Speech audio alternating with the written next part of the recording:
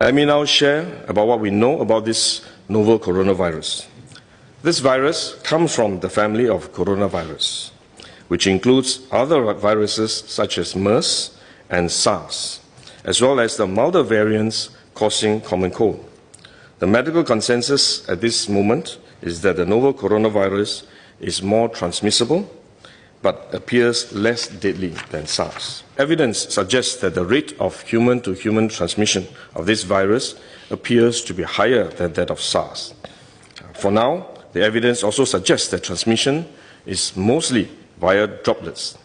What this means is that the virus is carried within droplets emitted from an infected person over a short distance, such as when a person coughs or sneezes. If these droplets come into contact with the eyes, nose or mouth of an individual, directly or indirectly through hands that have come into contact with these droplets, the individual may become infected. To clarify, there is no evidence currently to suggest that the virus is airborne. There are other viruses, such as the chickenpox, which can easily be transported via air currents and do not require droplets to contact the eyes or nose. The novel coronavirus is not in this category of viruses. The novel coronavirus could also transmit through surface contact. Let me explain. When a person sneezes or coughs, the droplets fall onto the surfaces of tables and chairs, and the virus may remain alive for up to a few days. When someone else touches the surfaces of these tables and chairs, the virus can be transferred to his hands, and if he then rubs his eyes or nose without washing his hands, he may become infected. So we should wash our hands.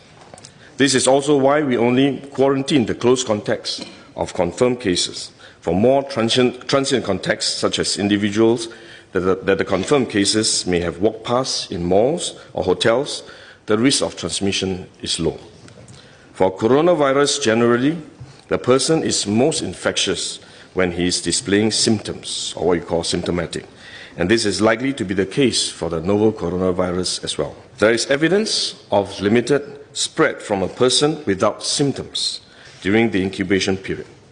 However, this form of transmission may be uncommon and has so far involved isolated cases only. At this point, the evidence still points towards higher transmissibility when the person is displaying symptoms. As such, medical professionals, both overseas and in Singapore, have advised that the most effective way that we can protect ourselves is to practice good personal hygiene. We should regularly wash our hands with soap and water and avoid touching our face with our hands. These may sound simple, but actually they're very difficult to do because all of us touch our face all the time. Even at a meeting when we have on this ministry task force, while I was speaking, I was touching my face until Minister Lawrence Wong nudged me with his elbow and said, "Stop touching your face." So it is simple but extremely difficult, but are actually very effective in preventing all kinds of infection.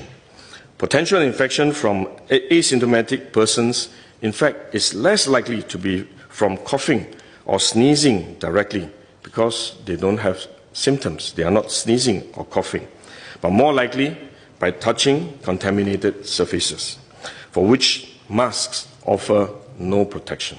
Wearing a mask when we are well often gives us a false sense of security instead, and we are more likely to touch our faces when we constantly adjust our masks, which is one way the disease spreads. At the same time, we need to protect others, our loved ones, friends, colleagues, and fellow Singaporeans that we come into contact with. If we are sick, we should rest and recover at home as far as possible. If we do need to go out to see a doctor, for example, we should wear a surgical mask to protect others. So this is when mask is needed, when we are unwell and have to go out.